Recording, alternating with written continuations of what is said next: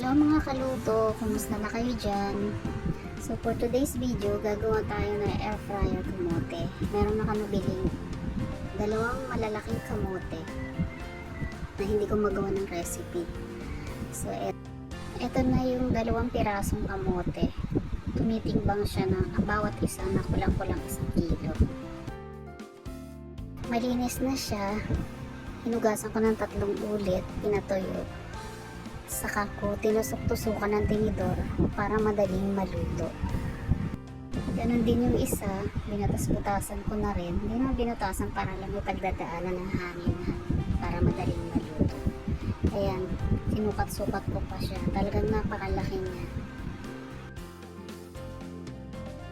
Ganon din, binatas-butasan ko siya ng tinidor dahil sa laki. Ito na siya, sinalang ko sa air fryer. Dahil maliit na air fryer basket, halos hindi siya magkasya.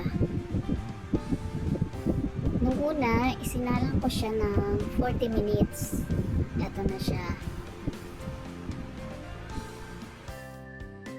Pero pagkatapos ng 40 minutes, hindi pa rin pala siya luto. Medyo yung gitna, matigas pa. Kaya ang ginawa ko, eto nga habang mainit pa, biniyakan ko na lang siya ng kalahati sa gitna para lalong maluto pang loob dahil hindi pa naman talaga siya totally luto. Eto, ginigilitan ko yung gitna para lalagyan ko siya ng keso.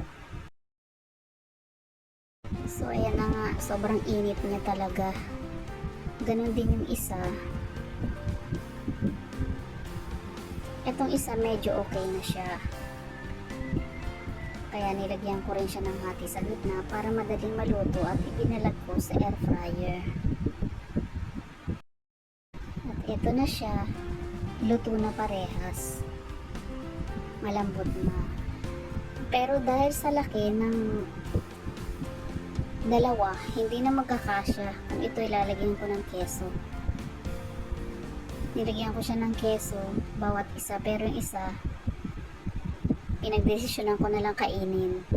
Ito na lang isa yung i-present ko dahil ito lang yung kapasidad ng air fryer sa laki ng kamote. Lagyan natin siya ng maraming cheese, tapos salang natin siya uli. Yan, na-occupied niya 1 buong air fryer basket. So, eto na siya guys. Nag-melt na yung cheese. Ang sarap at ang bango. Tara, tikman natin. Eto na siya. Wow, sa pagsandok mo pa lang, nag-melt na yung cheese. Try nyo na din ito. Napakamura. 2 ingredients lang. Napakadali pang gawin. Pwede nyo rin naman i-steam at lagyan nyo ng cheese sa ibabaw. Tara, kain tayo.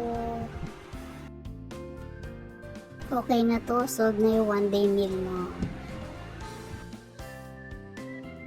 Maraming salamat sa panonood. See you in my next one. Bye-bye.